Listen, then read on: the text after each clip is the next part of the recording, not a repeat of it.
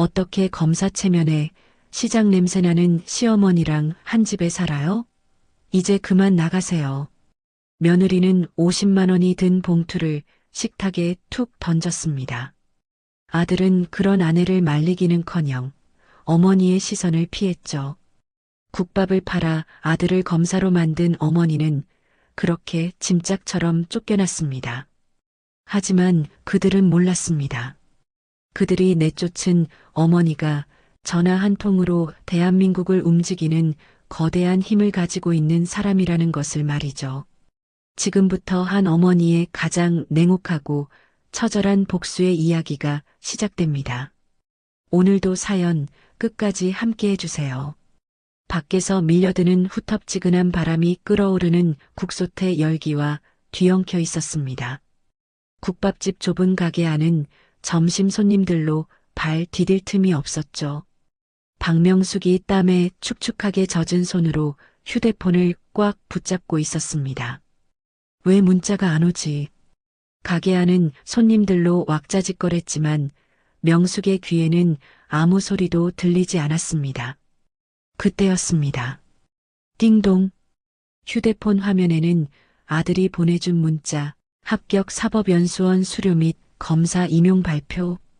김민규님. 이라는 글자가 선명하게 떠 있었죠. 아이고, 아이고 세상에. 명숙의 눈에서 뜨거운 눈물이 왈칵 쏟아졌습니다. 국밥을 팔아 아들 뒷바라지하느라 손목이 시큰거렸던 모진 세월이 눈앞을 스쳐 지나갔어요. 우리 민규, 우리 아들이 드디어 검사가 됐구나. 박명숙이 떨리는 손가락으로 겨우 아들의 번호를 눌렀습니다. 몇 번의 긴 신호음 끝에 무심한 아들의 목소리가 들려왔습니다. 어머니, 왜요 지금? 저 바쁜데. 민규야, 아이고 내 새끼 문자 보내준 거 봤어. 합격했구나. 검사 임용된 거 맞지? 명숙의 그릇을 든 손이 사시나무 떨듯 떨리고 있었습니다. 아, 내 문자 보셨어요? 감사합니다. 민규의 목소리는 합격의 기쁨이라고는 찾아볼 수 없이 건조했습니다. 얘야, 오늘 저녁에 집에 와서 밥 먹어라. 지연이도 일찍 들어오라고 하고 우리 아들 좋아하는 걸로 진수성찬 차려놓을게. 응? 꼭 시간 맞춰 와야 해. 명숙이 수화기를 붙잡고 거의 애원하듯 말했습니다. 알겠어요. 좀 늦을 수도 있어요. 전화 너머로 민규가 작게 한숨을 쉬는 소리가 들렸지만 명숙은 그 소리를 눈치채지 못했죠. 그녀는 눈물을 훔치고 홀을 향해 큰 소리로 외쳤습니다. 우리 아들이 오늘 검사됐어요. 오늘 국밥 제가 쏩니다. 맛있게 드세요. 오후 5시쯤 평소보다 일찍 가게 문을 닫은 명숙이 앞치마도 벗지 못한 채 시장으로 달려갔습니다. 그 발걸음이 정말 구름 위를 걷는 것 같았죠. 제일 먼저 정육점으로 달려갔습니다. 사장님, 여기 고기 중에 제일 비싸고 제일 좋은 걸로 줘요. 꽃등심, 살치살, 다 상관없어. 제일 좋은 놈으로 줘요. 박명숙이 숨을 헐떡이며 외쳤습니다. 아이고 사장님, 무슨 경사 났어? 얼굴이 활짝 폈네. 정육점 사장이 칼을 든 채 물었습니다. 우리 민규, 우리 아들, 검사됐다고요. 명숙이 온 시장이 떠나가라 소리쳤습니다. 뭐, 그 골골하던 민규가? 아이고 장하다. 그럼 이걸 가져가. 특등급 한우 갈비 세트야. 마블링 보이지? 20만 원짜린데 검사님 드실 거니까 15만 원만 줘. 감사해요. 사장님. 명숙이 지갑에서 꼬깃꼬깃한 10,000원짜리들을 꺼내 건넸습니다. 수산물 가게에서는 살아있는 전복과 큼직한 새우를 샀습니다. 채소 가게에서는 잡채에 넣을 형형색색의 채소와 도라지, 더덕까지 쓸어 담았죠. 양손에 든 장바구니가 팔을 끊을 듯 무거웠지만 박명숙의 마음은 날아갈 것만 같았어요. 집에 도착하자마자 박명숙은 숨 돌릴 틈도 없이 앞치마를 질끈 동여맸습니다. 어느덧 저녁 8시가 되자 상위에는 임금님 수라상 부럽지 않은 음식들이 가득 찼습니다. 아휴, 다 했네. 언제쯤 퇴근하려나? 명숙이 흐뭇한 표정으로 식탁 의자에 앉아 시계를 바라봤습니다. 하지만 9시가 지나고 10시가 되어도 아들 부부는 오지 않았습니다. 아들과 며느리에게 전화를 걸었지만 받지 않았죠. 휴대폰 너머로는 그저 차가운 신호음만 들려왔습니다. 늦는다고 했으니까 바쁜 일이 있겠지. 박명숙이 애써 불안한 마음을 누르며 음식 위에 랩을 씌웠습니다. 밤 12시가 넘어서야 현관문 비밀번호 누르는 소리가 들렸습니다. 민규야, 지연아, 왜 이렇게 늦었어? 전화는 왜 안 받고 밥 다 식었고. 박명숙의 말이 채 끝나기도 전에 그녀의 코를 찌른 것은 지독한 술 냄새였습니다. 민규는 넥타이가 반쯤 풀어진 채 비틀거렸고 지연은 화장이 번진 얼굴로 짜증스럽게 서 있었습니다. 아, 어머니, 아직 안 주무셨어요? 민규가 혀 꼬부라진 소리로 말했습니다. 밥 차려놨다고 했잖아. 어디 갔다 오는 길이야? 명숙의 목소리가 불안감에 떨렸습니다. 어머님, 저희 밖에서 먹고 왔어요. 민규 씨 임용 축하 파티가 있었거든요. 지연이 팔짱을 낀 채 차갑게 대답했습니다. 그녀가 거실에 차려진 상을 힐끗 보더니 손으로 코를 막으며 인상을 썼습니다. 어머, 이게 다 무슨 냄새예요? 기름 냄새. 어머님, 저희 피곤해서 들어갈게요. 오늘 내가 저녁밥 차린다고 했는데. 명숙의 얼굴이 하얗게 질렸습니다. 어머니, 피곤해요. 그만 좀 하세요. 내일 먹든지 할게요. 기름 냄새 토할 것 같네. 민규가 어머니 명숙의 어깨를 밀치듯 지나쳐 곧장 안방으로 향했습니다. 지연도 명숙에게 눈길 한 번 주지 않고 남편을 뒤따라 들어갔습니다. 쾅! 방문이 닫히는 소리가 거실을 울렸습니다. 박명숙은 텅 빈 거실에 홀로 서 있었죠. 아들을 위해 하루 종일 정성껏 만든 음식들은 그 누구의 손길도 닿지 못한 채 차갑게 식어버렸습니다. 명숙은 냉장고에서 소주병을 꺼내 뚜껑을 열고 힘없이 식탁 의자에 주저앉았습니다. 컵도 없이 병째로 쓴 소주를 들이켰어요. 아들의 합격 소식에 기쁨으로 흘렸던 눈물이 이제는 서러움과 배신감으로 변해 뺨을 타고 하염없이 흘러내렸습니다. 그렇게 어젯밤 명숙이 차린 진수성찬은 하룻밤 사이 차가운 쓰레기가 되어 있었습니다. 명숙은 굳어버린 갈비찜과 불어터진 잡채를 검은 봉지에 꾹꾹 눌러 담았습니다. 기름때가 낀 그릇을 닦아내느라 고무장갑 낀 손이 쉴 틈이 없었죠. 그때였습니다. 어머님, 안방에서 막 나온 지연이 팔짱을 낀 채 명숙을 불렀습니다. 그녀의 손에는 하얀 봉투가 하나 들려 있었습니다. 응? 지연아, 깼어? 아침 먹을래? 밥 금방 차릴 수 있는데. 명숙이 애써 웃으며 고무장갑을 벗으려 했습니다. 됐어요. 어머님, 이거 받으세요. 지연이 식탁 위로 봉투를 툭 밀어 던졌습니다. 그녀의 손짓에는 어떠한 존중도 담겨 있지 않았습니다.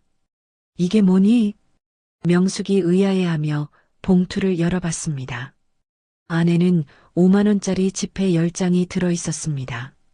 그 순간 명숙은 마음이 녹아내리는 듯 했어요.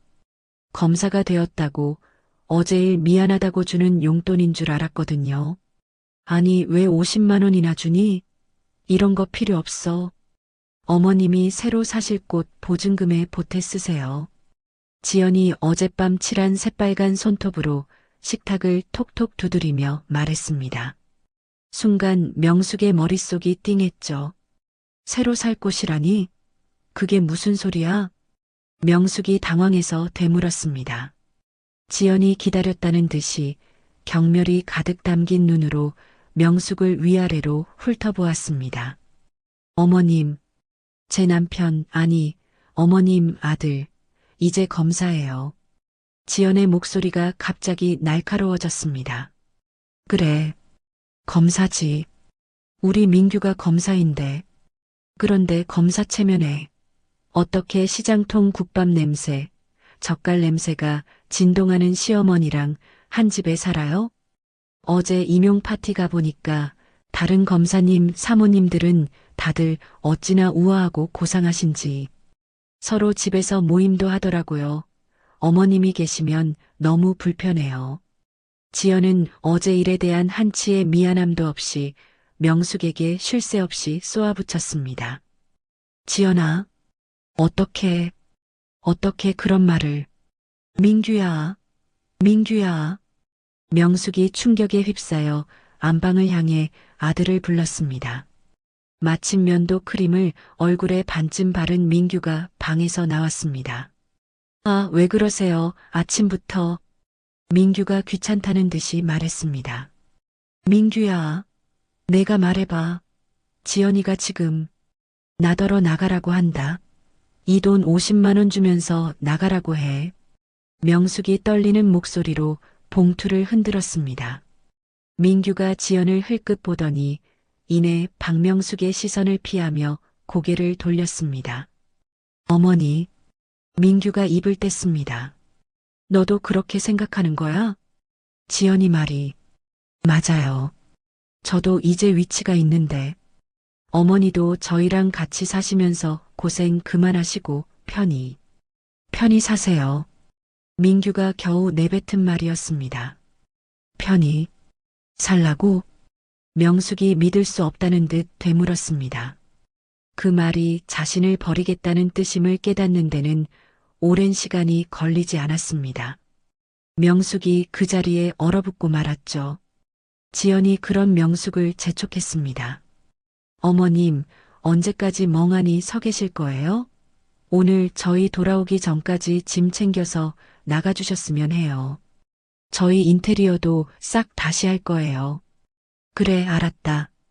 명숙은 나지막하고 차가운 대답만 남긴 채 천천히 자신의 작은 방으로 향했습니다. 그리고는 장롱 깊숙한 곳에서 낡은 가방 하나를 꺼냈습니다. 속옷 몇 벌과 낡은 스웨터 두어 개를 쑤셔 넣었죠. 그녀는 손가락이 떨려서 지퍼를 제대로 닫기도 어려웠습니다. 가방을 들고 나오는데 현관 앞에 쌓인 쓰레기 더미가 눈에 띄었습니다. 오늘 아침부터 지연이 집안 정리한다며 내다 버린 물건들이었습니다. 그 속에서 유난히 눈에 띄는 것 하나, 검은 구두 한 켤레였습니다. 명숙이 홀린 듯 구두를 들어 올렸습니다. 이걸 버리는구나. 내가 사줬다고 아껴 신던 구두였는데. 민규가 사법고시 공부할 때 매일같이 신고 다니던 구두였습니다. 어머님, 그런 낡고 더러운 건 뭐하러 가져가세요? 지저분하게. 그냥 두고 가세요. 지연이 인상을 찌푸리며 소리쳤습니다. 박명숙이 지연의 말을 무시하고 구두를 가슴에 꼭 안았습니다. 눈물이 핑 돌았지만 입술을 깨물어 참았죠. 대신 서러움이 있던 자리에 차가운 분노가 불길처럼 끓어올랐습니다. 박명숙이 현관문 손잡이를 잡았습니다. 쾅! 현관문이 닫히고 명숙은 멍하니 한참을 현관문 앞에 서 있었습니다. 집안에서는 지연과 민규의 웃음소리가 끊이질 않았죠. 아, 속 시원해. 여보, 이제 우리 둘이 새 출발이네. 지연이 민규의 팔에 매달리며 환하게 웃었습니다. 이제 친구들 집에 초대해도 창피할 일 없겠다. 우리 이제 검사 부부답게 우아하게 살자. 그래, 그러자. 민규가 찜찜한 표정을 지었지만 지연의 애교에 금세 표정을 풀었습니다. 걱정 마. 어머니 잘 사실 거야. 우리는 우리대로 잘 살면 돼. 알았지? 민규가 마지못해 고개를 끄덕였습니다. 마음 한구석이 불편했지만 지연의 말이 틀리지 않았다고 애써 생각했습니다. 아들 내외에게 쫓겨난 명숙이 낡은 구두를 품에 안고 길가에 멍하니 서 있었습니다. 마침 빈 택시 한 대가 명숙 앞에 멈춰 섰습니다. 어디로 모실까요? 택시기사가 힐끗 명숙의 초라한 행색을 보며 물었습니다. 한강 더 헤리티지로 가주세요. 박명숙이 아들의 구두를 매만지며 담담하게 말했습니다. 네, 더 헤리티지요? 저기 우리나라에서 제일 비싸다는 그 아파트 말씀하시는 거죠? 택시기사가 놀란 표정으로 되물었습니다. 명숙의 차림새와 목적지는 도무지 어울리지 않았기 때문입니다. 네, 가주세요. 명숙이 짧게 대답하고는 창밖으로 시선을 돌렸습니다. 택시는 복잡한 시장 골목을 벗어나 넓은 한강변 도로를 달리기 시작했습니다. 하늘을 찌를 듯 솟아오른 고층 빌딩들 사이에서도 가장 높고 웅장한 건물이 바로 더 헤리티지였습니다. 택시가 건물 입구에 멈추자 정장을 입은 보안 요원들이 다가왔습니다. 박명숙이 요금을 지불하며 내렸습니다. 손님, 혹시 저기서 일하세요? 택시기사가 호기심을 참지 못하고 물었습니다. 비슷한 거죠.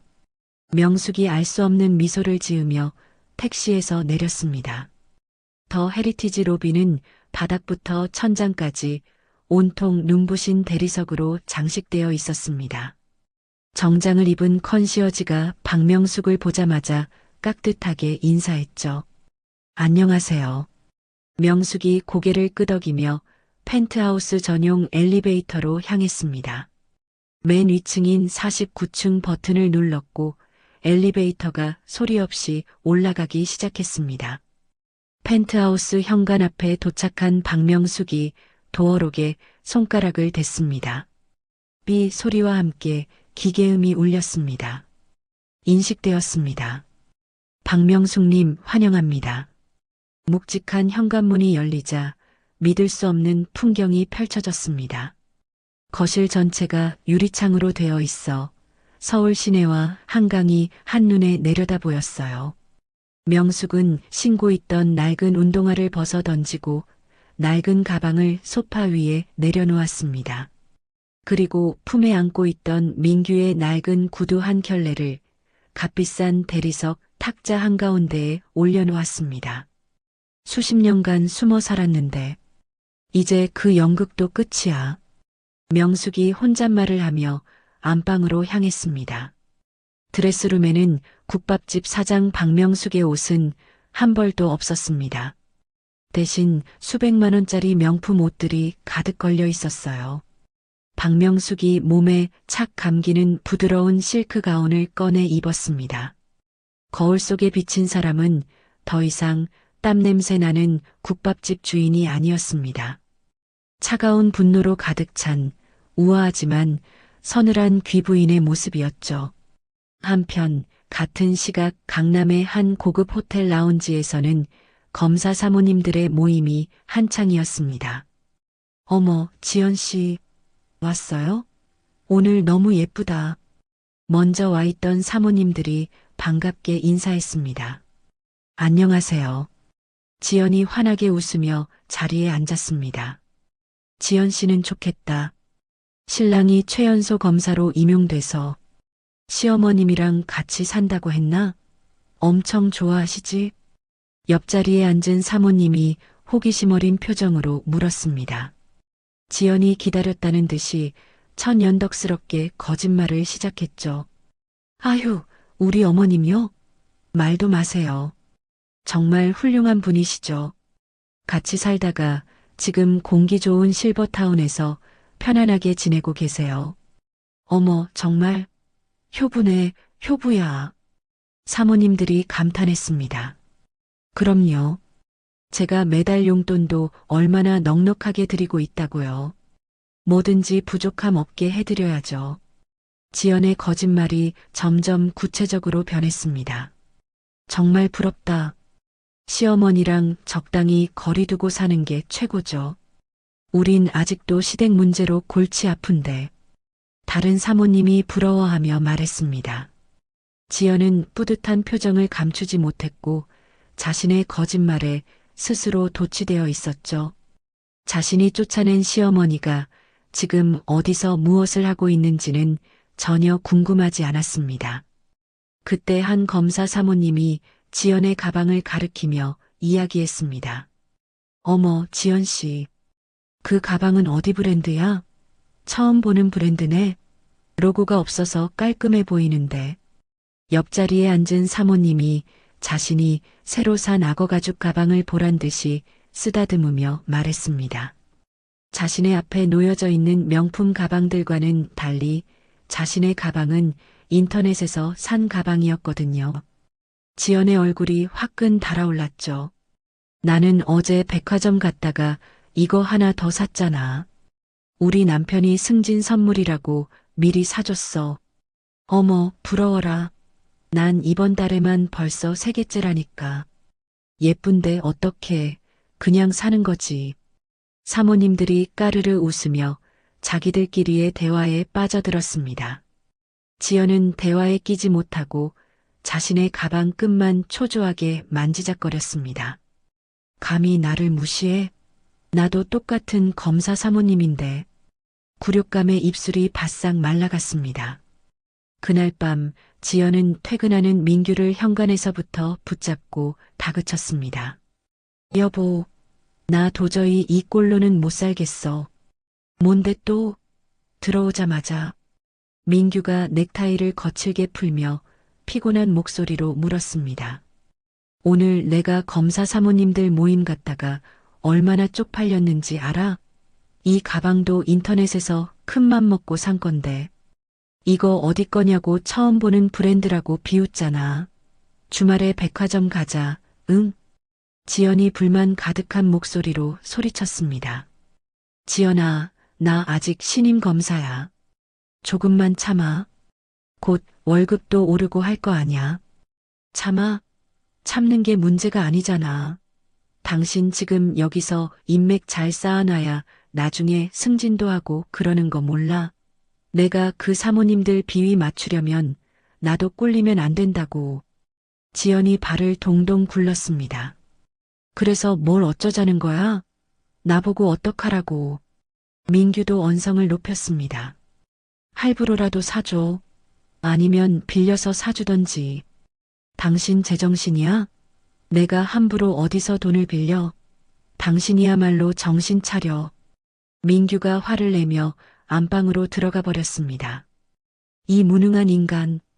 지연이 거실에 혼자 남아 분노에 떨었습니다. 화장대 서랍을 거칠게 뒤지다가 언제 받았는지 모를 작은 명함 하나를 발견했습니다. 빠른 대출, 24시간 친절 상담이라고 적혀 있었죠. 그래. 이것밖에 방법이 없네. 지연이 망설임도 없이 휴대폰으로 명함에 적힌 번호를 눌렀습니다. 네, 빠른 대출입니다. 목소리 좋은 남자가 받았습니다. 저, 대출 상담 좀 받고 싶은데요. 네, 고객님. 어느 정도 필요하십니까? 일단, 500만 원 정도요. 지연이 조심스럽게 말했습니다. 실례지만 직업이 어떻게 되시죠? 저는 주부인데 남편이 검사예요. 지연이 목소리를 깔고 말했습니다. 아, 검사님 사모님이시군요. 아이고, 당연히 되죠. 신용도가 최고십니다. 상대방의 목소리가 갑자기 깍듯하고 친근하게 변했습니다. 검사님이시면 한도도 넉넉하게 드릴 수 있습니다. 걱정 마세요. 며칠 후 지연이 그토록 원하던 신상 가방을 들고 모임에 나타났습니다. 와, 지연 씨, 그 가방 이번 시즌 신상이잖아. 이거 구하기도 힘들다던데. 사모님들이 부러워하자 지연의 어깨가 으쓱해졌습니다. 하지만 그 기쁨도 잠시였습니다. 다음 모임에는 또 다른 한정판 가방이 등장했고 지연은 다시 초라함을 느꼈습니다. 이번엔 1,000만 원만 더. 지연이 다시 사채업자에게 전화를 걸었습니다. 그럼요, 사모님. 검사님 신용인데 특별히 한도를 2,000만 원까지 늘려드릴게요. 사채업자는 여전히 친절했습니다. 지연은 명품 가방에서 시작해 옷, 구두, 보석까지 손을 뻗쳤습니다. 몇 달 후 지연의 빚은 눈덩이처럼 불어 5천만 원을 넘어섰습니다. 그때 전화가 걸려왔습니다. 사모님, 이번 달 이자 500만 원입니다. 사채업자의 목소리였습니다. 네, 500만 원이요? 이자가 왜 이렇게 많아요? 지연이 당황해서 소리쳤습니다. 처음에 다 설명드렸잖아요. 검사님 신용 믿고 저희도 특별히 많이 빌려드린 겁니다. 돈 준비하셔야죠. 목소리가 처음과는 달리 차갑게 변해 있었습니다. 지금 당장 그만한 돈이. 걱정 마세요. 사모님, 방법이 있죠. 저희가 조금 더 빌려드릴 테니 그걸로 이자 먼저 갚으세요. 지연이 휴대폰을 쥔 손을 떨었습니다. 하지만 그녀의 눈은 잡지 속에 실린 다음 주 모임에 들고 가야 할 새로운 한정판 가방에 고정되어 있었습니다. 그럼 조금만 더 빌릴게요. 지연이 떨리는 목소리로 말했습니다. 그녀는 자신이 걷잡을 수 없는 탐욕의 늪에 빠져들고 있다는 것을 깨닫지 못했습니다.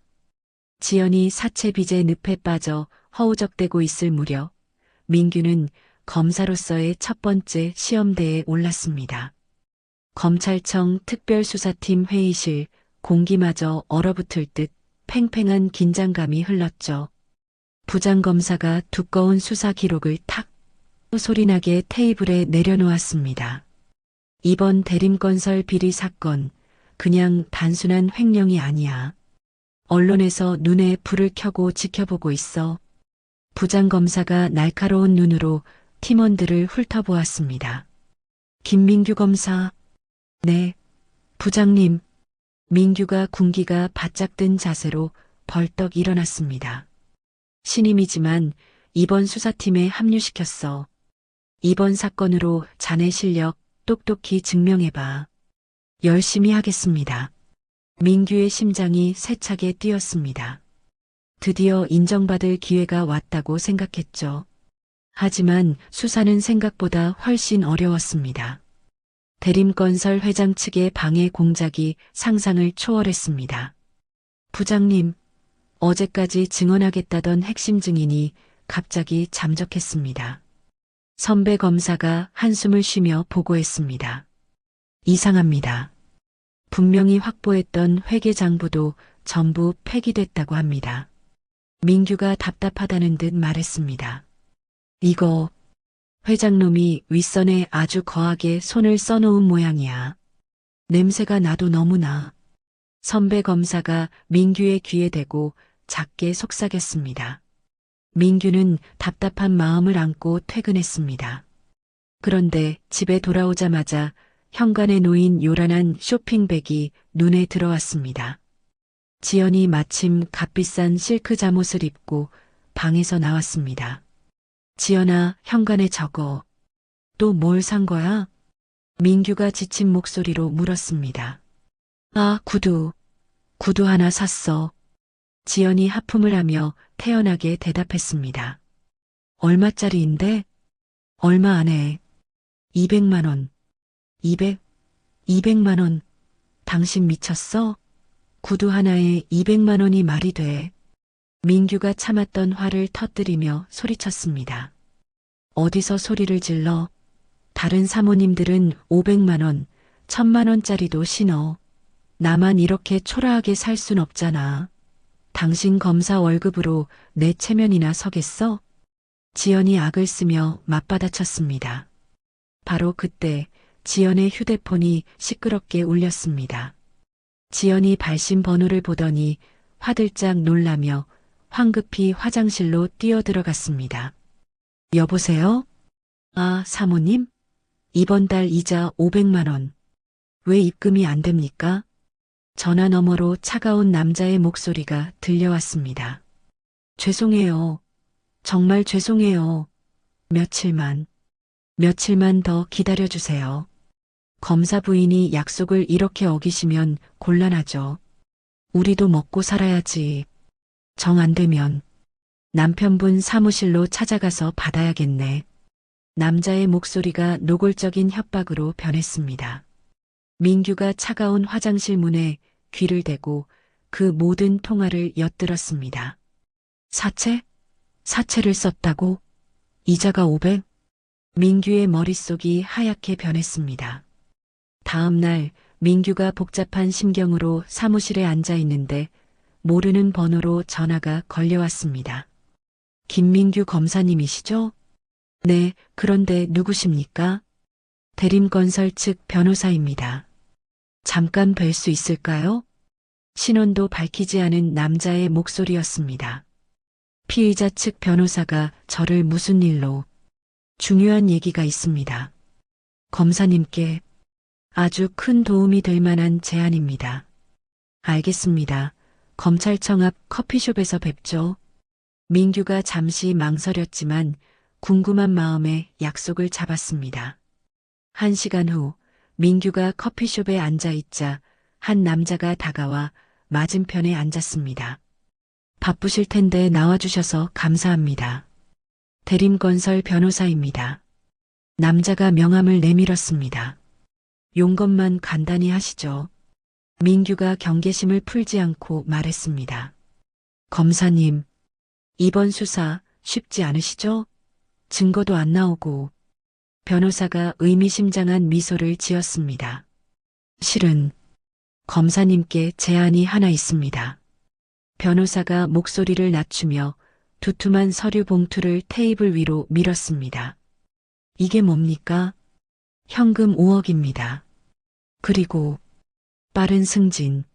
민규의 심장이 바닥으로 쿵 떨어지는 것 같았습니다. 지금 나한테 뇌물을 주겠다는 겁니까? 민규가 목소리를 높였지만 그 소리는 떨리고 있었습니다. 에이, 뇌물이라뇨. 상부상조죠. 사모님 빚 때문에 고생이 많으시던데. 변호사가 웃으며 말했습니다. 민규는 숨이 멎는 것 같았습니다. 그걸 어떻게 5억이면 사모님 빚 갚고도 남겠네요. 저희는 딱 하나만 바랍니다. 회장님의 비자금 계좌네요. 그 증거 하나만 수사보고서에서 빼주시면 됩니다. 그럼 수사가 엉망이 될 거예요. 아닙니다. 다른 자잘한 것들로도 충분히 처벌받으실 겁니다. 회장님만 살짝 피해 가시는 거죠. 검사님도 좋고 저희도 좋고. 변호사가 설득하듯 말했습니다. 민규의 머릿속에 정의롭게 살아라던 어머니의 목소리가 스쳐 지나갔습니다.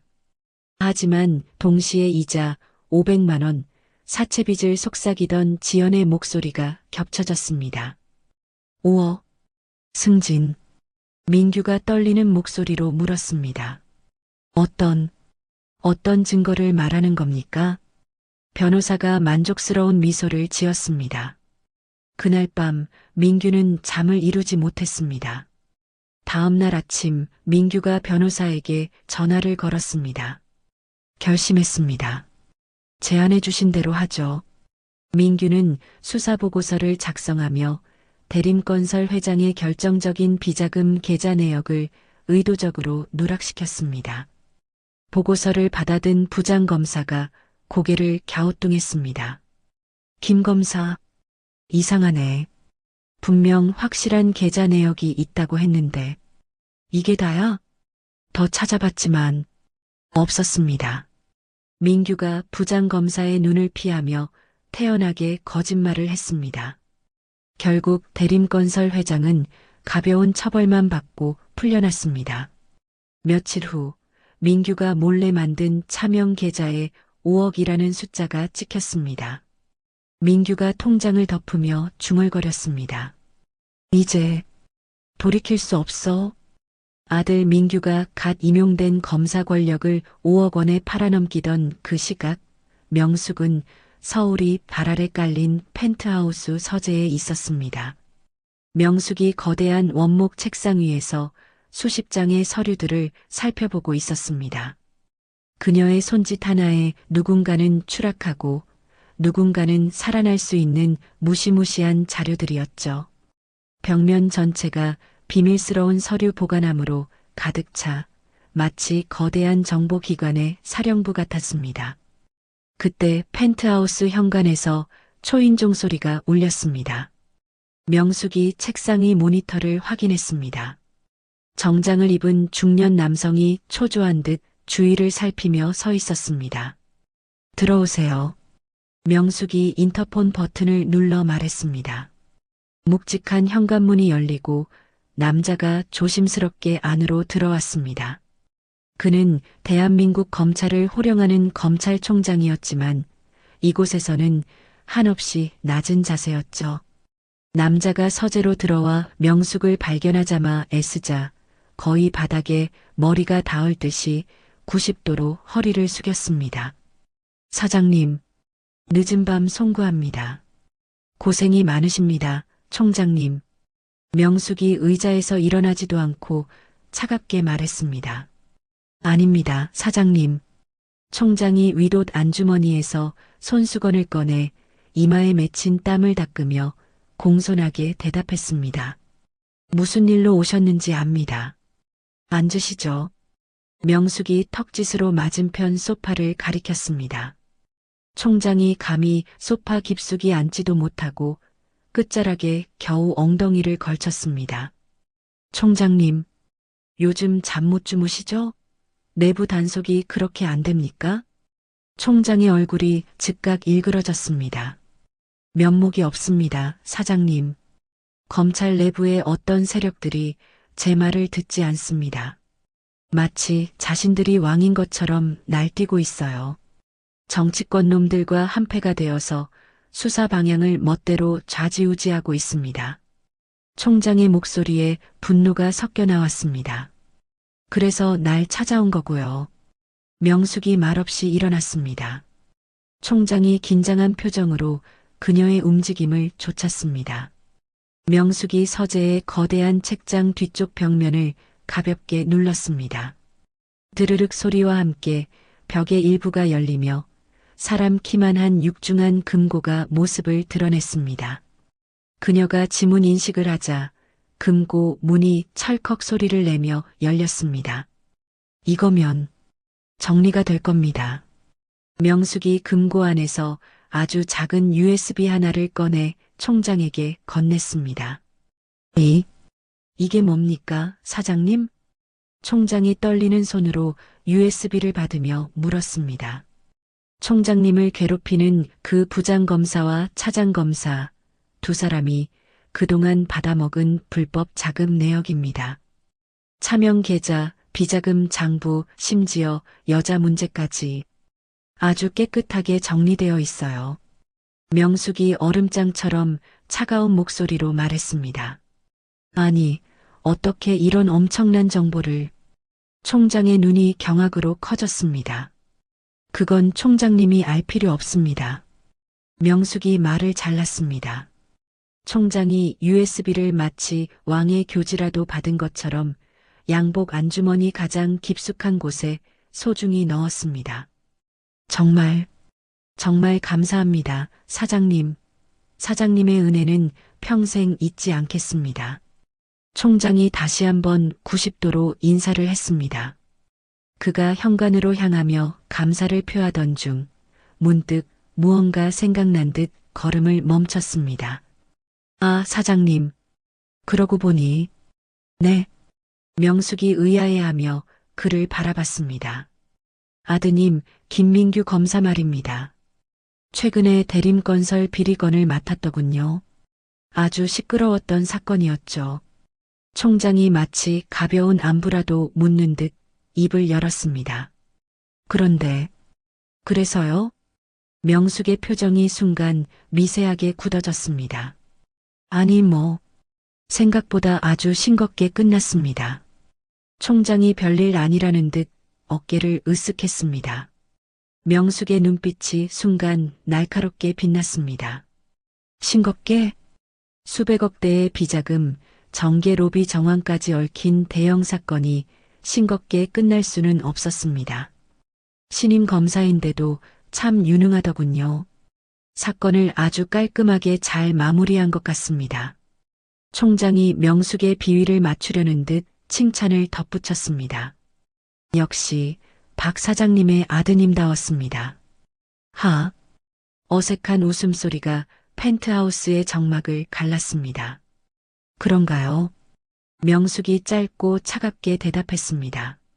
그럼 정말 이만 가보겠습니다. 총장이 황급히 다시 한번 인사를 하고 펜트하우스를 빠져나갔습니다. 쾅! 묵직한 현관문이 닫히고 명숙은 홀로 거실에 남았습니다. 총장이 건넨 칭찬은 칭찬이 아니었습니다. 그것은 수사가 제대로 이루어지지 않았다. 꼬리만 자르고 몸통은 살려줬다는 의미라는 것을 명동 큰손 박명숙은 누구보다 잘 알고 있었습니다. 끔찍하고 불길한 의심의 씨앗이 그녀의 심장에 박혔습니다. 김 총장이 쥐 죽은 듯 조용히 사라진 펜트하우스. 명숙은 서재로 돌아왔습니다. 그녀의 머릿속은 싱겁게 끝났다는 그 한마디가 메아리처럼 울리며 떠나지 않았습니다. 끔찍한 의심이 심장을 옥죄는 가운데 그녀의 시선이 서재 한쪽 벽면을 가득 채운 거대한 원목 서가로 향했습니다. 그곳은 단순한 책장이 아니었습니다.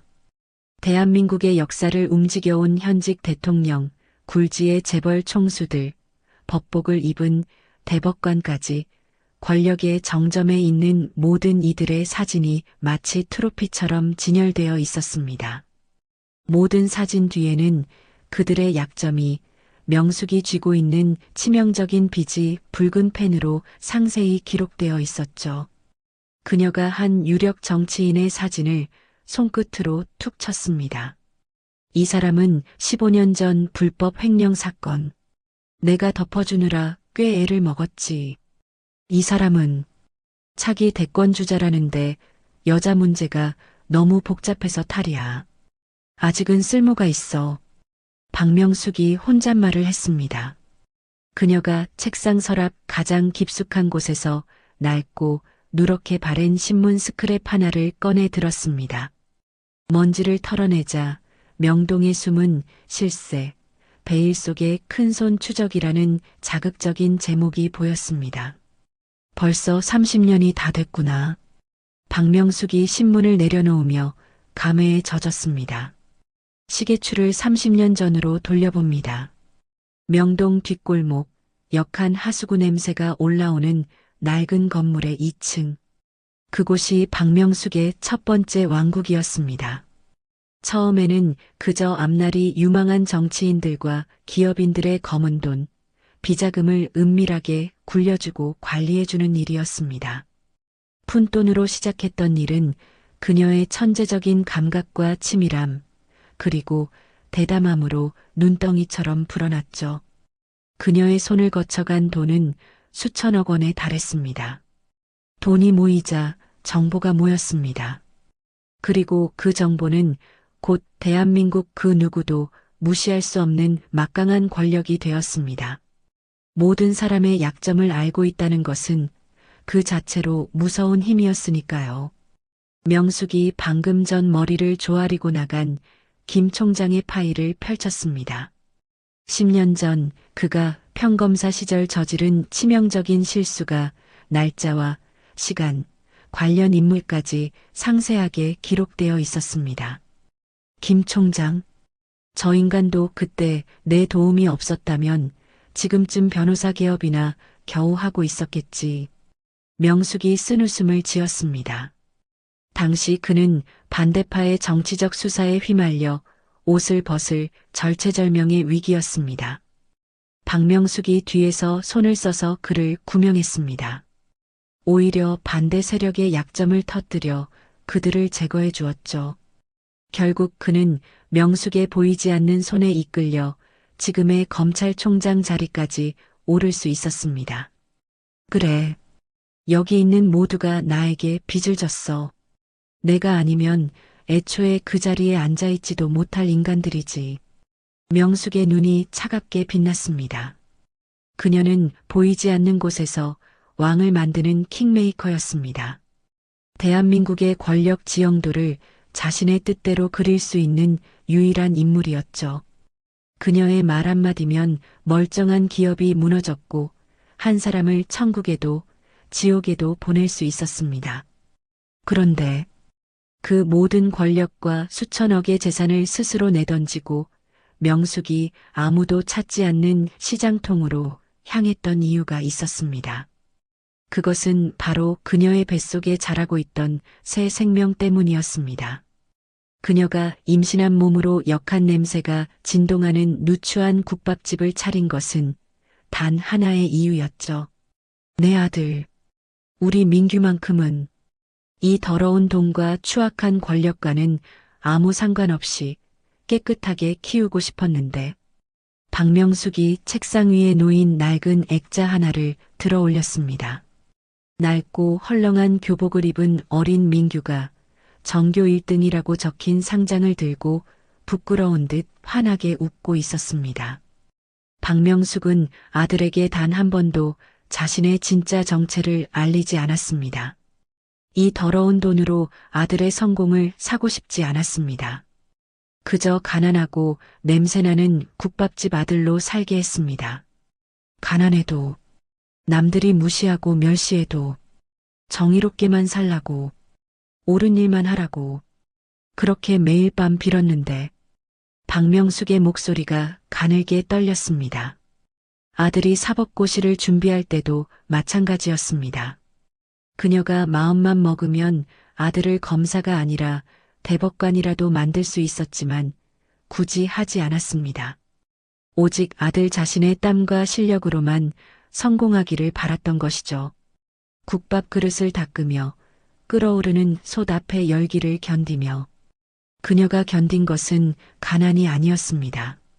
국밥집 사장 아들이 뭘 할 수 있겠냐는 그 조롱, 고시 낭인이나 안 되면 다행이라는 그 멸시, 그 모든 것을 이 악물고 참아냈습니다. 국밥을 나르느라 손목이 끊어질 듯 아파도 아들이 정의로운 검사가 되는 그 날만을 기다리며 버텼습니다.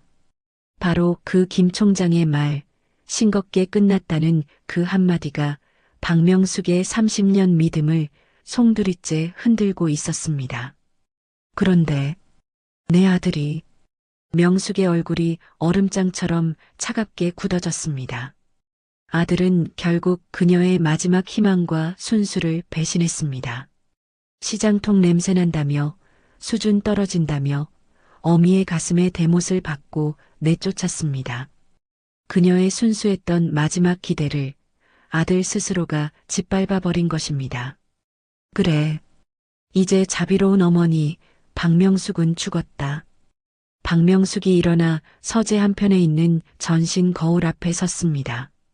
거울 속에는 땀 냄새와 눅눅한 국밥 냄새에 절어있던 초라한 식당 주인이 아니었습니다. 대한민국의 모든 것을 쥐고 흔드는 숨은 권력자.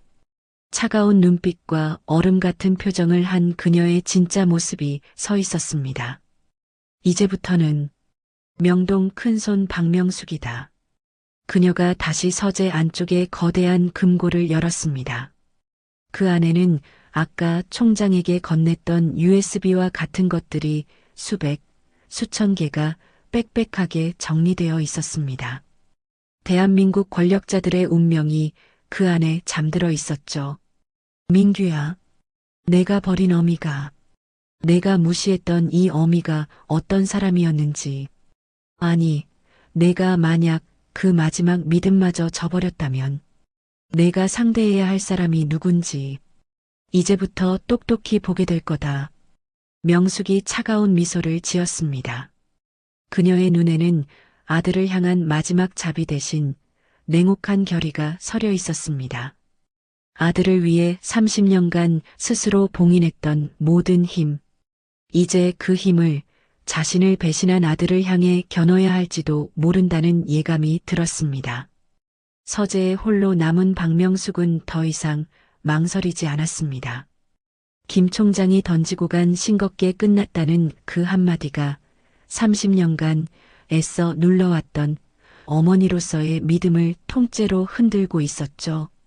그 끔찍한 의심을 확인해야 했습니다. 박명숙이 서재 책상 위에 놓인 오직 극소수만 아는 보안 휴대폰을 집어들었습니다. 그녀가 단축번호 1번을 길게 눌렀습니다. 네, 사장님. 대기하고 있었습니다.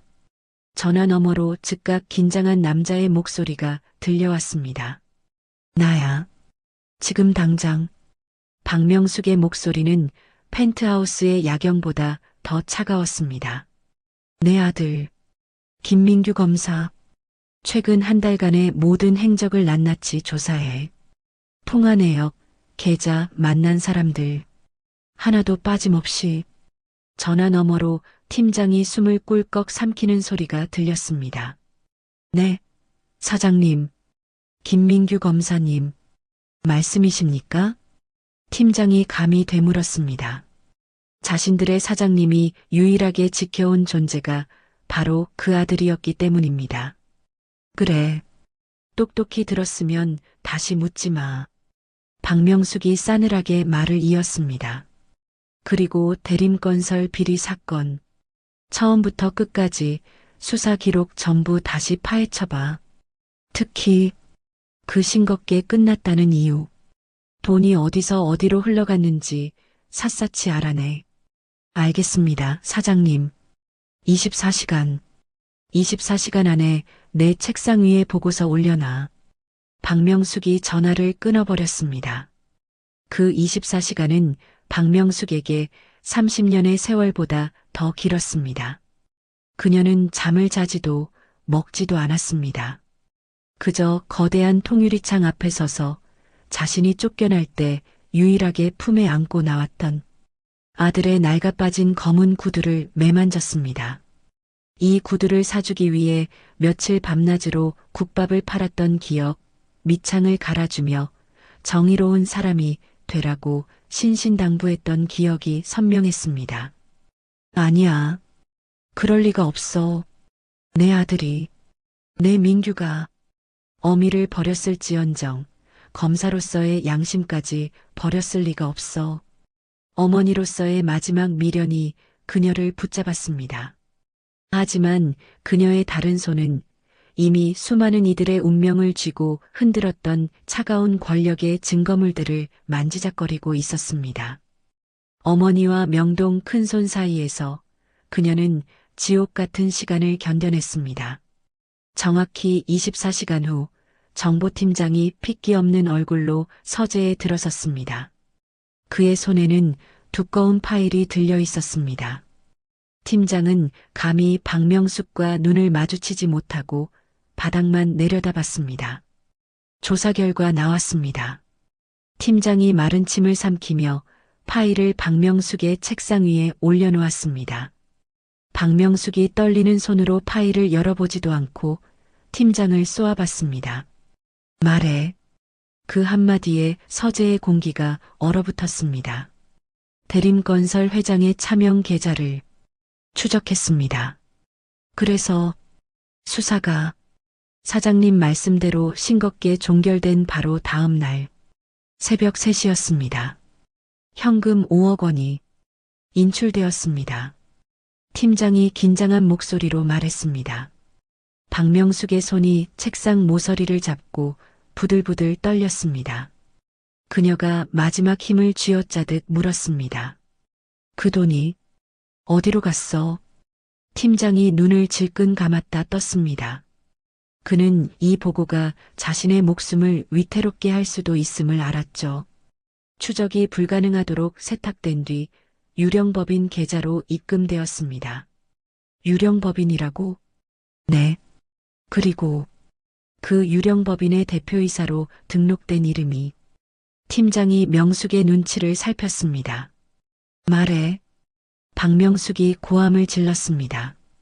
김민규 검사님이었습니다. 팀장이 그대로 고개를 숙였습니다. 아내분도 모르게 비밀리에 만든 계좌였습니다. 쿵. 박명숙의 심장이 바닥으로 떨어졌습니다. 그녀가 비틀거리며 파일을 열어젖혔습니다. 은행에 공식 직인이 찍힌 5억이라는 숫자, 그리고 그 돈을 받은 법인 설립 서류에 선명하게 박힌 아들, 김민규의 이름 석자. 모든 것이 사실이었습니다. 아, 아, 아. 박명숙의 입에서 짐승의 울음 같은 신음이 터져 나왔습니다. 그녀가 책상 위에 있던 아들의 낡은 구두를 집어들었습니다. 이것을 사주며 정의로운 사람이 되라고 말했던 자신이 떠올랐습니다. 그녀가 그 낡은 구두를 서재 벽난로를 향해 집어 던졌습니다. 이런 짐승만도 못한 자식이.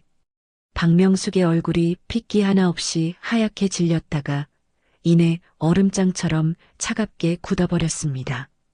그녀가 그토록 깨끗하게 오직 정의 하나만 보고 살라고 키웠던 아들이었습니다.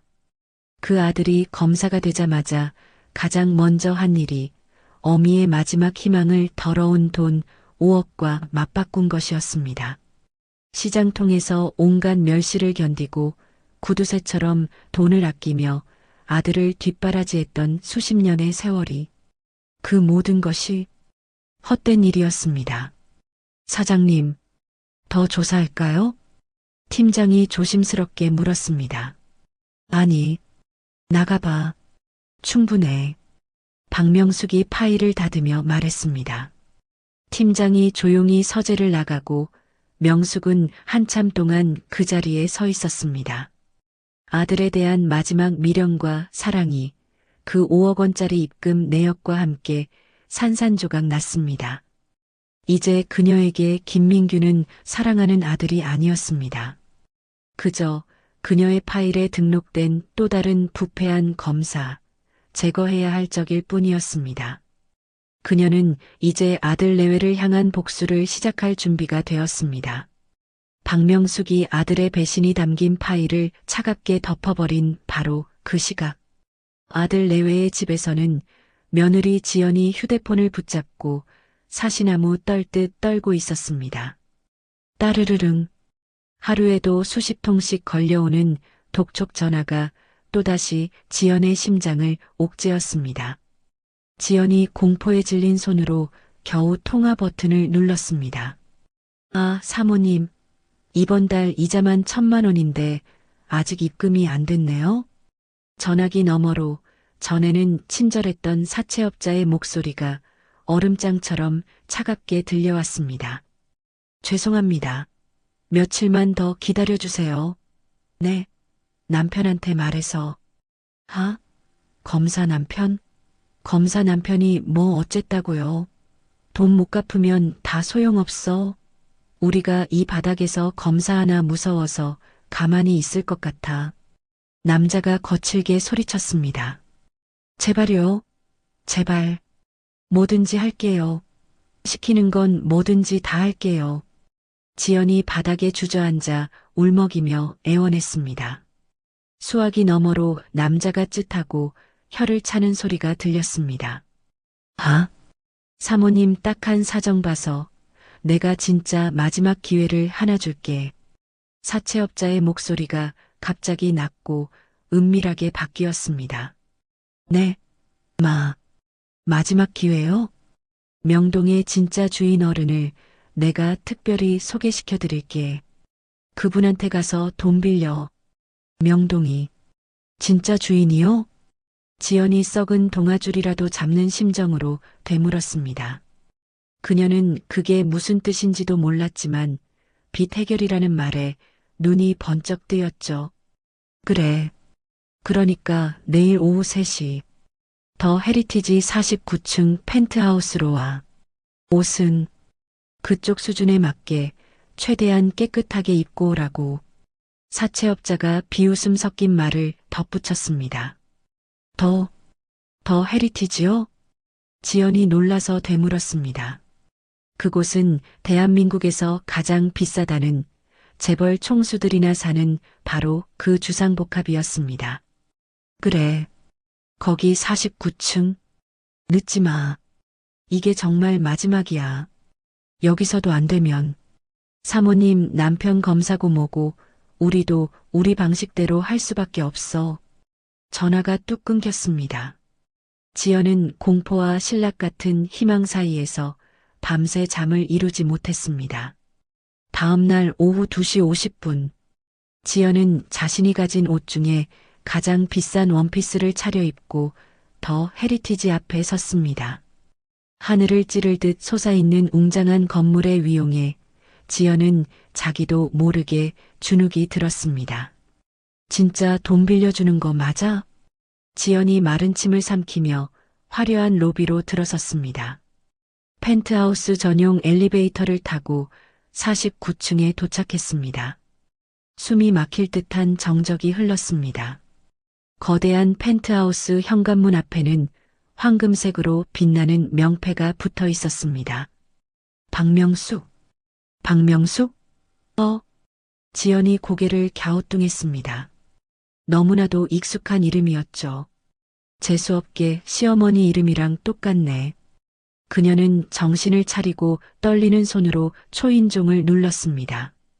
딩동. 잠시 후 인터폰에서 목소리가 흘러나왔습니다. 들어오세요. 지연은 순간 깜짝 놀랐습니다. 자신이 내쫓았던 시어머니의 목소리와 너무도 비슷했기 때문이죠. 기익. 지연의 심장이 쿵 내려앉는 소리와 함께 육중한 현관문이 자동으로 열렸습니다. 지연이 홀린 듯 조심스럽게 안으로 들어갔습니다. 눈앞에 펼쳐진 광경에 지연은 입을 다물지 못했죠. 거실 전체가 통유리로 되어 있어 한강과 서울 시내가 한눈에 내려다 보였고 천장에는 눈이 멀 것 같은 크리스털 샹들리에가 빛나고 있었습니다. 거기 서서 뭐해? 앉아. 익숙한 목소리가 거실 중앙에서 들려왔습니다. 지연이 천천히 고개를 돌렸을 때 거대한 통유리창 앞에 한 여인이 서 있었습니다. 고급스러운 실크 가운을 입고 머리를 우아하게 틀어 올린 모습, 국밥집에서 보던 땀에 절은 모습은 온데간데 없었습니다. 하지만 그 얼굴은 어머님? 지연이 믿을 수 없다는 듯 귀신이라도 본 사람처럼 중얼거렸습니다. 명숙이 천천히 돌아섰습니다. 그녀의 손에는 붉은 와인잔이 들려 있었죠. 명숙이 차가운 미소를 지으며 말했습니다. 그래, 내가 시장통 냄새난다고 수준 떨어진다고 내쫓았던 바로 그 시어머니 박명숙이다. 이게 어떻게 말도 안 돼. 지연의 다리에 힘이 풀렸습니다. 그녀가 그 자리에 털썩 주저앉고 말았습니다. 눈앞의 박명숙은 지연이 그토록 경멸했던 시어머니가 아니었습니다. 자신이 그토록 되고 싶어 했던 드라마 속 재벌 회장님 같은 모습이었습니다. 꿈이야. 이건 꿈일 거야. 지연이 자신의 뺨을 세게 때리며 중얼거렸습니다. 박명숙이 와인잔을 흔들며 바닥에 주저앉은 지연에게 천천히 다가왔습니다. 놀랐나 보구나. 내가 밟아버린 그 늙은 어미가 이런 곳에 살고 있으니. 명숙이 지연의 머리 위로 차가운 목소리를 쏟아냈습니다.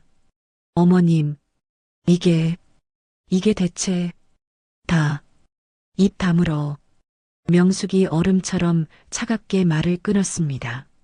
내가 감히 내 돈을 빌리러 여기까지 기어들어왔더구나. 네. 내 돈이요? 그게 무슨... 지연이 공포에 질려 갈갈 떨며 물었습니다. 그 사채업자 놈들이 감히 누구 돈을 굴리는지 알고나 빌려 쓴 거야? 명숙이 와인잔을 지연의 얼굴 앞에 들이밀었습니다. 명동의 진짜 주인이 누군지도 모르고 네가 감히 그 돈에 손을 대? 지연의 머릿속이 하얗게 변했습니다. 사채업자가 말한 명동의 진짜 주인. 서울에서 가장 비싼 펜트하우스. 그리고 박명숙. 모든 조각이 하나로 맞춰졌습니다. 설마 그 돈이 전부 어머님 돈? 그래. 내가 그동안 명품 산다고 긁어댄 돈, 전부 내 돈이다. 명숙이 지연의 턱을 거칠게 붙잡고 들어올렸습니다. 아, 아. 지연의 입에서 비명 같은 신음이 터져 나왔습니다. 자신이 그동안 무슨 짓을 했는지 깨달았습니다. 하지만 그 공포 속에서도 지연은 순간 얄팍한 계산을 하고 말았습니다. 그녀의 얼굴에 어울리지 않는 안도의 미소가 스쳐 지나갔죠. 어머님, 아, 다행이다. 저는 그냥 민규 씨 잘 되라고, 체면 세워주려고 그런 거예요. 근데 어차피 어머님 돈이었으면 그럼 저 이제 이자 안 갚아도 되는 거네요? 그렇죠? 가족끼린데 지연이 구원이라도 만난 듯 눈을 반짝이며 말했습니다. 그 순간이었습니다. 차, 명숙이 들고 있던 붉은 와인을 그대로 지연의 얼굴에 끼얹었습니다. 아, 지연이 비명을 질렀습니다. 붉은 와인이 지연의 하얀 원피스를 적시며 바닥으로 흘러내렸습니다. 가족, 안 갚아도 돼? 명숙이 턱을 잡았던 손으로 와인에 젖은 지연의 뺨을 거칠게 닦아냈습니다. 그녀의 눈은 분노로 불타고 있었습니다. 내가 감히 날 내쫓고 이제 와서 가족 소리가 나와? 지연은 그제야 깨달았습니다. 자신이 내쫓은 사람이 시장 국밥집 힘없는 자신의 시어머니가 아니라 자신을 지옥으로 끌어내릴 힘을 가진 사람이라는 것을요. 어리석은 희망이 절망으로 바뀌는 것은 한순간이었습니다. 어머님, 제가 잘못했어요. 몰랐어요. 살려주세요. 지연이 그제야 정신을 차리고 붉은 와인으로 범벅이 된 채 바닥에 이마를 찌으며 빌기 시작했습니다. 명숙이 일어나 바닥에 엎드린 며느리를 벌레 보듯 내려다봤습니다. 그 시선에는 일말의 자비도 동정심도 남아있지 않았습니다. 살려달라고? 명숙이 바닥에 엎드린 지연의 머리 위로 차가운 비웃음을 쏟아냈습니다. 내가 널 용서할 거라 생각하니? 내 전세산을 털어서 집까지 마련해줬는데 달랑 50만 원 쥐어주고는 나가라고 했지. 민규 씨는 어머님 아들이잖아요. 민규 씨가 저 때문에 피해보면 안 되잖아요. 네. 어머님. 지연이 이 와중에도 남편을 방패 삼기 시작했죠. 그 말에 명숙이 기가 차다는 듯 실소를 터뜨렸습니다. 앞길? 그 앞길? 명숙이 찬찬히 지연을 내려다봤습니다.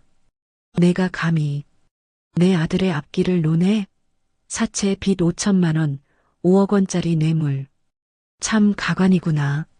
네. 5억이요? 네. 뇌물이요? 민규 씨가요? 지연의 눈이 경악으로 터질 듯 커졌습니다. 자신이 쓴 돈과는 비교도 안 되는 액수였습니다. 그래. 몰랐니?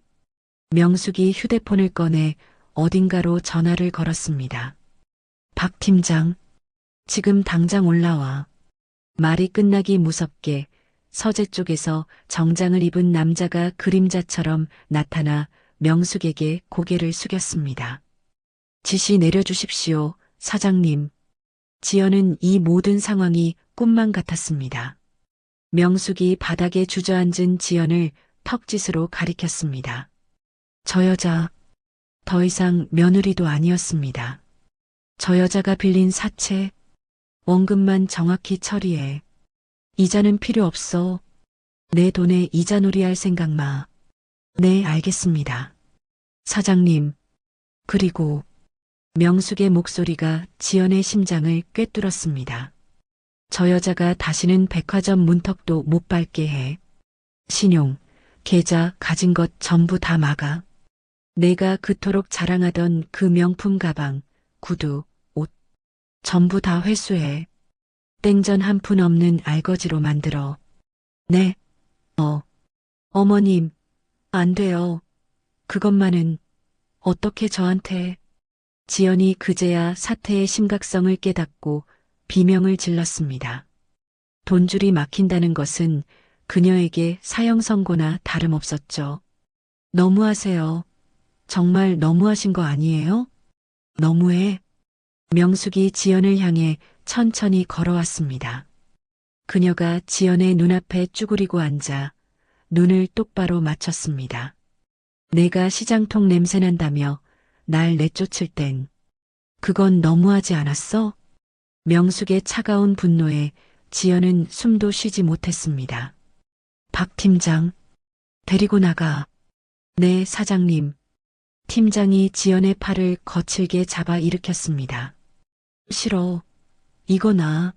어머님, 어머님, 제가 잘못했어요. 다시는 안 그럴게요. 어머님, 지연이 끌려나가면서도 필사적으로 소리쳤습니다. 이제 그 더러운 입으로 날 어머니라 부르지 마. 명숙이 등을 돌리며 차갑게 말했습니다. 넌 오늘부로 내 며느리가 아니다. 어머님, 아, 지연의 비명이 펜트하우스의 묵직한 현관문 너머로 사라졌습니다. 순식간에 집안은 다시 조용해졌습니다. 명숙이 창밖의 한강을 바라보며 아까 내려놓았던 와인잔을 다시 들어 한 모금 마셨습니다. 그녀의 얼굴에는 일말의 동정심도 남아있지 않았습니다. 이제 김민규, 내 차례다. 명숙이 30년간 지켜온 아들을 향해 차가운 심판을 다짐했습니다. 며느리 지연이 제 발로 지옥에 걸어들어와 심판을 받는 그 시각, 민규는 검사실에서 아주 흡족한 표정으로 앉아 있었습니다. 그의 책상 서랍 깊숙한 곳에는 대림건설에서 받은 5억 원이 찍힌 차명 계좌 통장이 숨겨져 있었죠. 5억이라. 이 정도면 지연이 사채 빚을 갚고도 한참 남겠어. 민규가 혼자 중얼거리며 비열한 미소를 지었습니다. 대림건설 건을 깔끔하게 덮어준 덕분에 며칠 후에는 승진 발령 명단에 자신의 이름이 오를 것이라 확신하고 있었습니다. 모든 것이 자신의 계획대로 완벽하게 흘러가고 있다고 생각했습니다. 바로 그때였습니다. 딩동. 휴대폰에 문자 한 통이 도착했습니다. 은행에서 온 알림이었습니다. 긴급 고객님의 123계좌가 수사기관의 요청으로 지급정지 처리되었습니다. 뭐, 지급정지? 민규가 의자에서 벌떡 일어났습니다. 심장이 바닥으로 쿵 떨어지는 것 같았습니다. 그가 떨리는 손으로 은행에 전화를 걸었습니다. 저, 김민규라고 하는데요. 지금 제 계좌가 지급 정지됐다고 문자가 왔는데 이게 무슨 소립니까? 네, 고객님. 확인해 보니 금일자로 수사기관의 요청이 접수되어 해당 계좌가 지급 정지 처리되었습니다. 은행원의 기계적인 목소리가 들려왔습니다. 수사기관이요? 어느 수사기관인데요?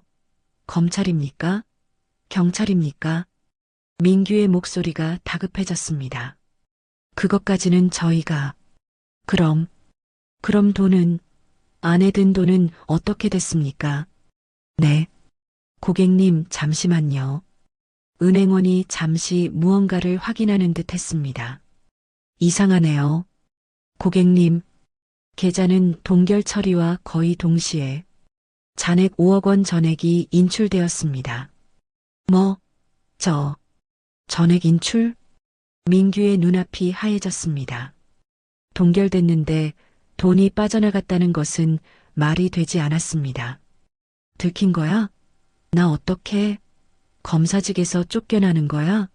아, 미치겠네. 민규가 휴대폰을 떨어뜨릴 뻔했습니다. 그가 겉옷을 집어들고 검사실을 뛰쳐나갔습니다. 집으로 향하는 내내 다리가 후들거렸습니다. 어떻게 들켰지? 부장검사?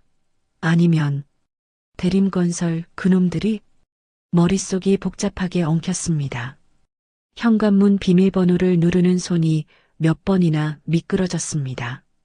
문을 열고 들어서는 순간 민규는 그 자리에 멈춰 섰습니다. 거실은 그야말로 아수라장이었습니다.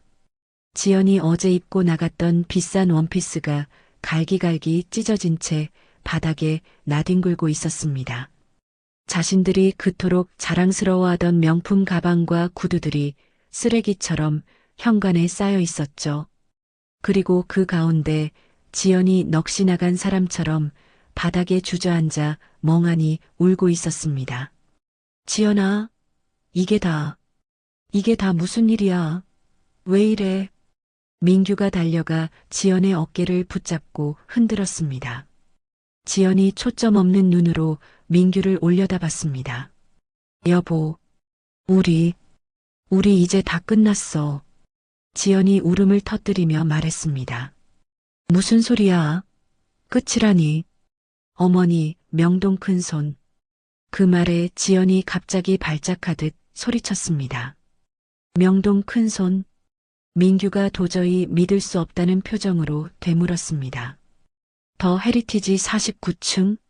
그 펜트하우스가 어머니 집이었어. 내가 빌린 사채. 그 사채업자들 전부 다 어머니 부하였어. 지연이 히스테리를 부렸습니다. 그리고 당신 뇌물 받은 거. 5억. 그것도 다 알고 있어. 나? 민규의 머릿속이 하얗게 변했습니다. 어머니가 명동 큰손? 펜트하우스? 뇌물? 그 순간 아까 은행에서 들었던 계좌 동결과 전액 인출이 퍼즐처럼 맞춰졌습니다. 자신을 조사한 수사기관은 검찰이 아니었습니다. 바로 어머니 박명숙이었던 것입니다. 안 돼. 안 돼. 민규가 머리를 감싸쥐고 주저앉았습니다. 내 돈, 내 5억. 하지만 절망도 잠시 그의 머릿속에 한 줄기 희망이 스쳤습니다. 그래, 아직 발령 전이야. 검찰에는 안 알려졌어. 어머니가 한 거야. 그냥 어머니 선에서 처리하면 이건 감춰질 수 있어. 가야겠어. 어머니한테. 민규가 벌떡 일어났습니다. 안 돼. 가지 마.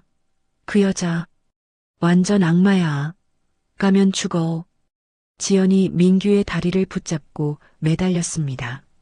무슨 악마야, 내 엄만데. 이거 나. 민규가 그런 지연을 거칠게 뿌리쳤습니다. 어머니 힘이면 막을 수 있어. 아직 발령 전이니까. 내 검사 인생 이렇게 못 끝내. 민규가 밖으로 뛰쳐나갔습니다. 택시를 잡아타고 더 헤리티지로 향하는 내내 민규의 입술은 바싹 말라갔습니다. 49층 펜트하우스 앞에 도착한 민규가 숨을 헐떡이며 초인종을 미친 듯이 연타했습니다. 어머니, 저예요. 민규예요. 문 좀 열어주세요. 제발요. 철컥. 문이 열렸습니다. 박명숙이 어젯밤 지연을 내려다보던 그 차가운 표정 그대로 아들을 바라보고 있었습니다. 들어와. 민규가 비틀거리며 거실로 들어서는 순간 그는 자신의 눈을 의심했습니다. 거실 벽면을 가득 채운 거대한 모니터에 자신의 차명 계좌 내역과 5억 원이 입금된 기록이 선명하게 떠 있었습니다. 어머. 민규는 변명할 시간조차 없었습니다. 그는 그 자리에 털썩 무릎을 꿇었습니다. 제가 잘못했습니다. 민규가 바닥에 이마를 대고 빌기 시작했습니다. 제발 덮어주세요. 네.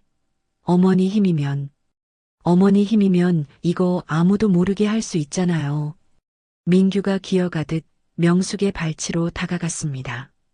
저 정말 고생해서 검사된 거 아시잖아요. 제발 제 검사 인생만은 살려주세요. 하지만 민규의 애원에는 자신의 잘못에 대한 진정한 뉘우침 따위는 없었습니다. 오직 자신의 자리, 자신의 출세만을 지키고 싶다는 탐욕뿐이었습니다. 박명숙이 그런 아들을 얼음처럼 차가운 눈으로 내려다봤습니다. 아들을 향해 남아있던 마지막 한 조각의 모정마저 그 추악한 탐욕 앞에 완전히 사라졌습니다. 민규야. 박명숙이 입을 열었습니다. 민규가 고개를 들었습니다. 어머니가 자신을 용서해 줄 것이라는 희망에 찬 눈으로 어머니를 올려다봤습니다. 박명숙이 무릎 꿇은 아들을 방금 밟아 죽인 벌레를 보듯 무표정하게 내려다봤습니다. 희망에 차올랐던 민규의 눈은 어머니의 그 싸늘한 시선에 다시 절망으로 물들었습니다. 민규는 어머니의 차가운 침묵을 용서를 위한 고민이라고 필사적으로 착각하고 싶었습니다. 어머니, 제발요. 네, 한 번만. 딱 한 번만 도와주세요. 제가 정말 다 잘못했어요. 민규가 바닥에 이마를 찌으며 애원했습니다. 그 목소리에는 자신의 인생이 끝날지도 모른다는 공포와 절박함이 가득했지만 진정한 뉘우침은 단 한 방울도 섞여 있지 않았습니다. 뭘? 박명숙이 얼음장 같은 목소리로 물었습니다. 뭘? 잘못했는데? 그 질문은 아들에게 마지막으로 남은 한 조각의 모정이 던지는 마지막 기회였습니다. 하지만 민규는 그 기회를 알아보지 못했습니다. 그건 어머니 기분 상하게 한 거요. 네, 제가 어머니를 쫓아내고 그런 불효를 저지른 거요. 민규가 머뭇거리며 대답했습니다. 그는 뇌물을 받은 범죄가 아니라 어머니를 내쫓은 불효를 먼저 입에 올렸습니다.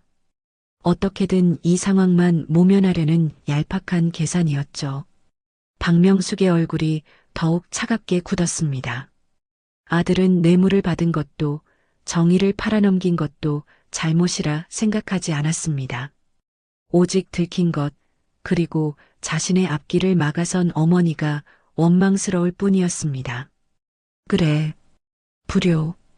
박명숙이 쓸쓸하게 중얼거렸습니다. 그럼 5억은? 그 5억 원은 잘못이 아니고 그건 지연이 때문에 그 여자가 사채를 쓰는 바람에 어쩔 수 없이 민규가 뻔뻔하게 며느리 탓으로 돌렸습니다. 그 순간 박명숙의 눈동자에 남아있던 마지막 모정의 불씨가 훅 하고 꺼져버렸습니다. 박명숙이 아들을 지나쳐 서재 책상으로 걸어갔습니다. 그리고 보안 휴대폰을 집어들었습니다. 어머니, 어머니, 뭐 하시는 거예요? 지금 어디다? 민규의 불안한 외침에도 박명숙은 망설이지 않고 통화 버튼을 눌렀습니다. 그리고 스피커폰 버튼을 눌렀습니다. 뚜루루, 뚜루루. 신호음이 채 두 번도 울리기 전에 깍듯한 남자의 목소리가 펜트하우스 전체에 울려 퍼졌습니다. 네, 사장님. 김 총장입니다. 민규의 눈이 공포로 커졌습니다. 대한민국 검찰총장이었습니다. 그런 검찰총장이 자신이 국밥집 아줌마라고 멸시했던 어머니에게 사장님이라 부르며 대기하고 있었다고 말했습니다. 모든 것이 사실이었습니다. 김 총장, 박명숙이 차가운 목소리로 말했습니다. 네, 사장님. 말씀하십시오. 어제 말했던 대림건설 비리건. 내가 결정적인 증거를 찾았소. 박명숙이 거실 모니터에 떠있는 아들의 계좌 내역을 노려보며 말했습니다. 민규의 심장이 쿵쾅거리다 못해 멈추는 것 같았습니다. 그는 자신이 무슨 짓을 했는지 깨닫고 기억하기 시작했습니다. 어머니, 안 돼요. 설마. 박명숙이 아들의 처절한 귀여움을 무시하고 스피커폰을 향해 똑똑히 말했습니다. 내 아들, 김민규 검사. 그놈이 대림건설 회장에게 5억을 받고 사건을 덮었더군. 어머니, 안 돼요. 제발, 그것만은, 제발. 민규가 미친 듯이 소리쳤습니다. 전화 너머의 김 총장은 단 한순간도 당황하지 않았습니다. 알겠습니다. 사장님, 증거는 지금 바로 전송하지. 당장 특별감찰팀 꾸려서 수사에 착수하고 그 아이 파면시키시오. 어머니, 왜 이러세요? 저 어머니 아들이잖아요. 하나밖에 없는 아들이잖아요. 제가 잘못했어요. 다시는 안 그럴게요. 제발. 민규가 절규하며 박명숙의 다리를 붙잡았습니다.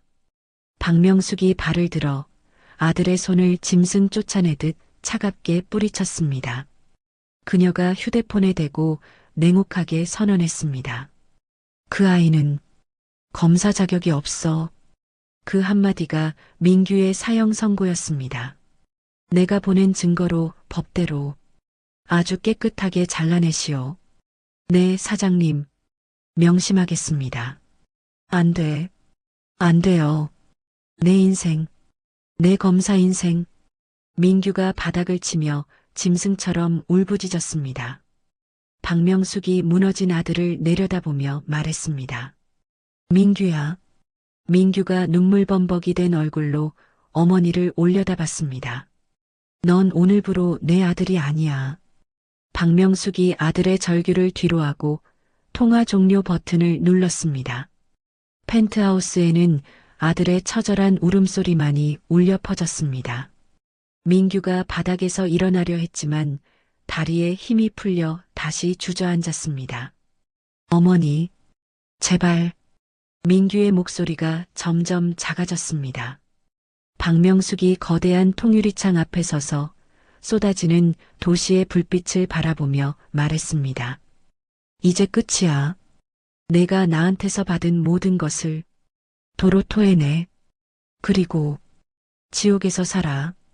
그녀의 목소리에는 더 이상 어떤 감정도 담겨 있지 않았습니다.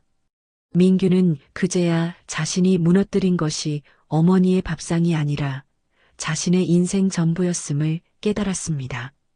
하지만 이미 모든 것이 늦었습니다. 3년이라는 세월이 흘렀습니다. 피비린내 나던 펜트하우스에서의 전쟁은 마치 하룻밤의 악몽처럼 막을 내렸습니다. 그리고 다시 돌아온 곳은 3년 전과 조금도 변하지 않은 시끌벅적한 시장통 국밥집이었습니다. 사장님, 여기 국밥 하나 추가요. 아이고 예, 금방 갖다 드려요. 밖은 쌀쌀했지만 가게 안은 끓어오르는 솥의 뜨거운 열기와 손님들의 왁자지껄한 소리로 가득 찼습니다. 박명숙이 뚝배기에 뜨거운 국밥을 가득 담으며 환하게 웃었습니다. 펜트하우스의 차가운 귀부인의 모습은 온데간데였고 예전의 그 억척스러운 국밥집 사장 박명숙의 얼굴이었습니다. 그녀에게 펜트하우스는 오직 복수를 위한 전쟁터였을 뿐 그녀의 진짜 삶은 바로 이 시장통에 있었습니다. 가게 한 구석, 주방 입구에서 묵묵히 빈 그릇을 나르고 손님들이 먹고 난 자리를 치우는 중년의 남자가 있었습니다. 머리에는 희끗희끗한 서리가 내렸고 한때 빳빳했던 어깨는 축 처져 구부정했습니다. 손님들은 그저 말없이 일만 하는 그가 누구인지 아무 관심도 없었죠. 어이, 총각. 여기 다 먹었어. 좀 치워. 손님이 빈 그릇을 내밀었습니다. 네. 남자가 구겨진 행주로 상을 닦으며 조용히 그릇을 치웠습니다. 그 남자는 한때 대한민국의 신임 검사였던 김민규였습니다. 뇌물수수 혐의로 검사직에서 파면되고 2년간의 실형을 살고 나왔습니다. 출소하고 나니 아내 지연은 이미 이혼 서류를 보내고 사라진 뒤였습니다. 갈 곳 하나 없어진 그가 결국 마지막으로 찾아온 곳은 어머니의 국밥집이었습니다. 박명숙은 아들을 받아주었습니다. 가게에서 먹고 자게 해주었고 굳은 일을 시켰습니다. 하지만 지난 몇 년간 아들에게 단 한마디 말도 걸지 않았습니다. 아들이 어머니라고 불러도 대답하지 않았습니다. 그저 투명 인간, 가게에 있는 물건처럼 취급할 뿐이었습니다. 어이, 사장님. 듣자 하니 저기 저 일하는 양반이 사장님 아들이라며? 콩밥 먹고 나왔다며? 단골 손님이 계산을 하며 짓궂게 물었습니다. 설거지를 하던 민규의 어깨가 그대로 굳었습니다. 박명숙이 깍두기를 큰 그릇에 담으며 손님을 쳐다보지도 않고 퉁명스럽게 대답했습니다. 무슨 아들? 나한테 그런 아들 없어요. 내 아들은 진작에 죽었어. 민규의 가슴에 날카로운 비수가 꽂혔습니다. 어머니에게 자신은 이미 죽은 존재였습니다. 이것이 용서인지 아니면 세상에서 가장 잔인한 형벌을 받고 있는 것인지 알 수 없었습니다. 어쩌면 둘 다일지도 모르겠습니다. 어느덧 저녁 시간이 지나고 마지막 손님까지 가게를 떠났습니다. 민규가 마지막 남은 그릇들을 설거지통에 담그고 있었습니다. 박명숙이 가게 문을 닫고 텅 빈 가게 안에는 물소리와 솥이 끓는 소리만 남았습니다. 민규가 설거지를 끝내고 주방을 정리하고 있을 때였습니다. 탁! 박명숙이 민규 앞에 작은 직원용 식탁에 뚝배기 하나를 거칠게 놓았습니다. 김이 모락모락 나는 뜨거운 국밥 한 그릇이었습니다. 박명숙은 여전히 아들의 얼굴을 보지 않았습니다. 민규가 숟가락을 들었습니다. 그때 박명숙의 시선이 민규의 발에 머물렀습니다. 그곳에는 낡고 뒤축이 다 달아빠진 검은 구두가 신겨져 있었습니다.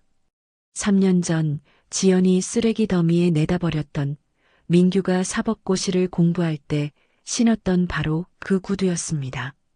명숙이 그 쓰레기 더미에서 몰래 다시 주워와 펜트하우스 서재에 보관하고 있던 그 구두였습니다. 민규가 출소한 날 명숙은 아무 말 없이 이 구두 한 켤레만 그에게 내밀었습니다. 민규가 뜨거운 국밥을 한 숟갈 가득 떠먹었습니다. 어머니가 끓인 국밥은 30년 전이나 3년 전이나 지금이나 여전히 구수하고 따뜻했습니다. 그 따뜻함이 목구멍을 타고 내려가는 순간 민규의 눈에서 뜨거운 눈물이 왈칵 쏟아졌습니다. 흑, 흑. 민규가 소리 죽여 울기 시작했습니다. 뜨거운 눈물이 뚝뚝 떨어져 국밥 그릇 안으로 섞여 들어갔습니다. 박명숙이 그런 아들의 뒷모습을 말없이 바라봤습니다. 그녀의 눈빛은 여전히 차가웠지만 3년 전 펜트하우스에서 아들을 심판하던 그 증오와는 조금 달라져 있었습니다. 민규가 눈물과 함께 국밥 한 그릇을 겨우 다 비웠습니다. 박명숙이 그 빈 그릇을 말없이 민규 앞에서 빼앗아 들었습니다. 그리고는 다시 한번 뚝배기에 뜨거운 국물과 고기를 가득 담아 아들 앞에 탁 하고 놓았습니다.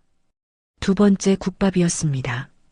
어머니, 민규가 또다시 눈물을 흘렸습니다. 어머니의 마음을 다 알 수는 없었습니다. 하지만 이 따뜻한 국밥 한 그릇에 자신을 향한 모든 것이 담겨 있음을 느꼈습니다. 지옥 같은 미움도, 끊어낼 수 없는 사랑도, 잔인한 벌도, 그리고 아주 작은 용서도, 그 모든 것이 담긴 뜨거운 국밥 한 그릇이었습니다. 박명숙이 행주로 테이블을 닦으며 말없이 부엌으로 향했습니다. 민규는 두 번째 국밥을 천천히, 아주 천천히 떠먹기 시작했습니다. 오늘 이야기 어떠셨나요?